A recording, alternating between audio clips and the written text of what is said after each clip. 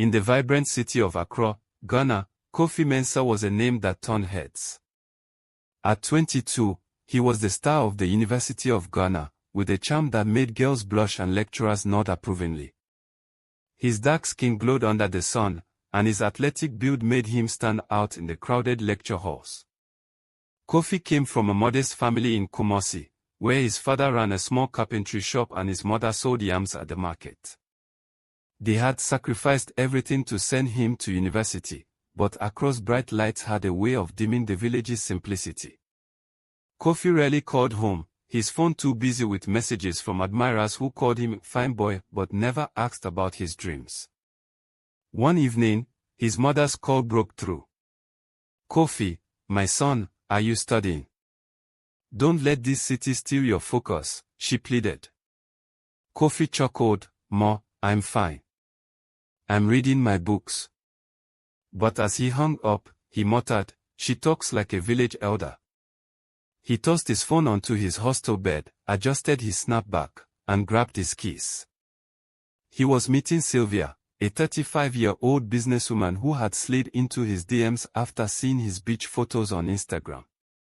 "You're too fine for this campus life," she'd written. "Let me show you what real comfort looks like." Within a week, she'd gifted him a new Samsung phone. A month later, she paid for a sleek apartment near Legon. Sylvia wasn't his girlfriend, she was his provider, his ticket to the good life. At a rooftop bar in OSU, Sylvia leaned across the table, her gold earrings glinting. "A boy like you shouldn't struggle, Kofi. Look at you, handsome, sharp. You're meant for better." Kofi grinned, her words stroking his ego. Life with Sylvia was easy: new clothes, weekend trips to Ada, and a bank account that never ran dry. But one morning, he woke up nauseous, brushing it off as bad food. A week later, his friend Kwame, his old roommate, noticed his unease. "Kofi, you good? You've been off lately." Kofi laughed, "Bro, relax. It's just stress." But deep down, unease gnawed at him. Kwame dragged him to a clinic in East Legon.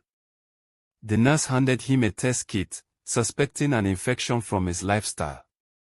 The results showed nothing serious, but the nurse warned, "You're young, but reckless choices can catch up. Be careful." Kofi shrugged it off, but that night, he called Sylvia. "I'm not feeling great," he said. Her voice was cool. "You're smart, Kofi. Handle it. I send you money for the clinic." The call ended abruptly. Kofi stared at his phone, chest tight. Kwame urged him, "Don't let her control you, man. This life isn't free." Kofi snapped, "You're just jealous, Kwame. I'm living large, not small like you." But that night, he dreamt of a dark river swallowing him, a voice whispering, "What you chase today will chain you tomorrow." He woke up sweating at 3 a.m., shaking it off as just a dream. Against Kwame's advice, Kofi visited a private clinic in Airport Residential. The doctor, a stern man, warned him about the risks of his lifestyle, potential long-term damage from untreated infections or reckless decisions. "You're young, but your body isn't invincible," he said. Kofi nodded, paid for a quick fix, and left, convincing himself he was fine. Sylvia stopped calling as often, her interest fading. Kofi partied harder to fill the void, but his grades slipped, and his health faltered.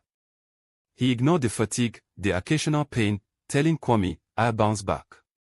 I'm Kofi Mensah." But his mirror showed a dimmer spark in his eyes. 2 years later, at a tech expo in Accra, Kofi met Na, a 38-year-old widow and CEO of a startup. She was poised, her presence commanding yet warm. They talked about innovation, not his looks.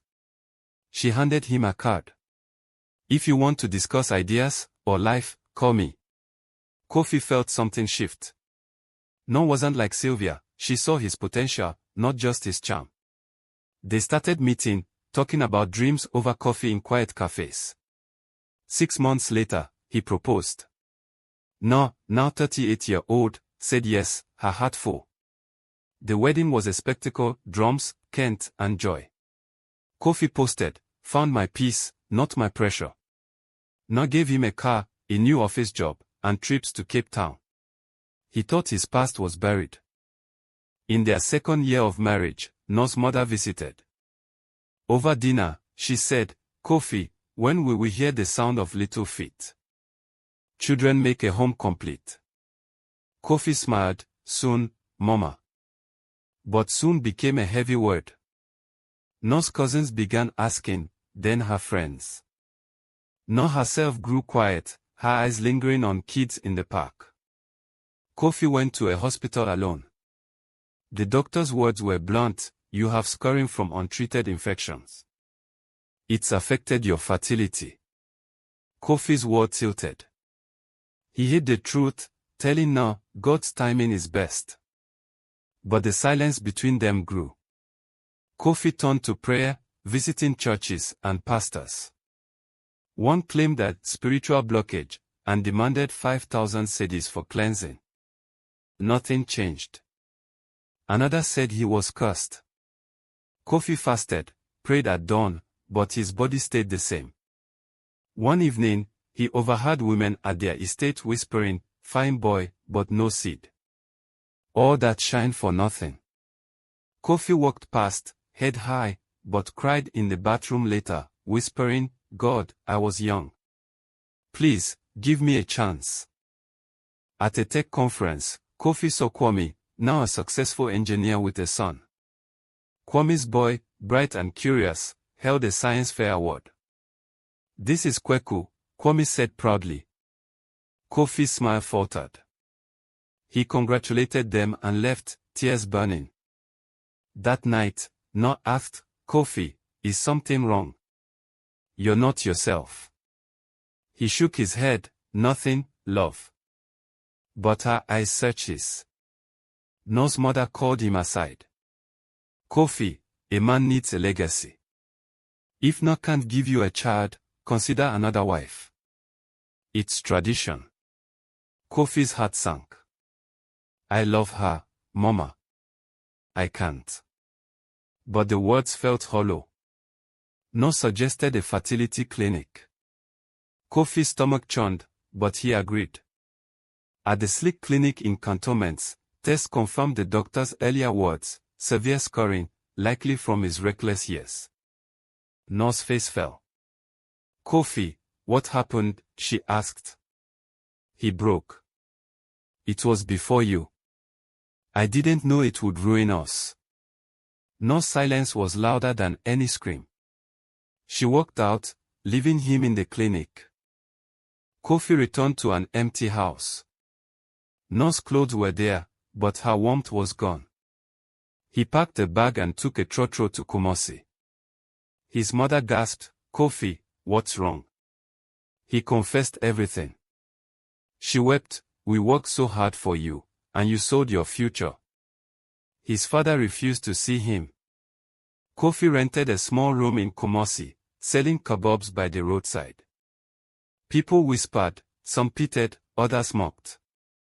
One night, exhausted, he held a bottle of pesticide, whispering, "I've lost everything." A voice outside said, "You're not done yet." He ran out, but saw only rain. The next day, Kofi went to church, standing at the back, smelling of smoke. At the altar call, he stepped forward. The pastor read, "If anyone is in Christ, he is a new creation." Kofi wept. Months later, he adopted a boy, Omo, meaning God's gift. Life with Omo was tough but joyful. Kofi sold kebabs, walked Omo to school, and found peace in his laughter. Years passed. Kofi became Uncle Kofi, counseling young men. At a community event, a woman recognized him. "Kofi Mensah. I'm Abina, from secondary school." She ran an NGO and invited him to speak to youth about choices. Kofi's story spread. His kebab store grew, supported by donations, a new grill, flyers. Omo, at 10, won a scholarship to Canada. Kofi cried, hugging him, "You're my second chance." At 18, Omo returned.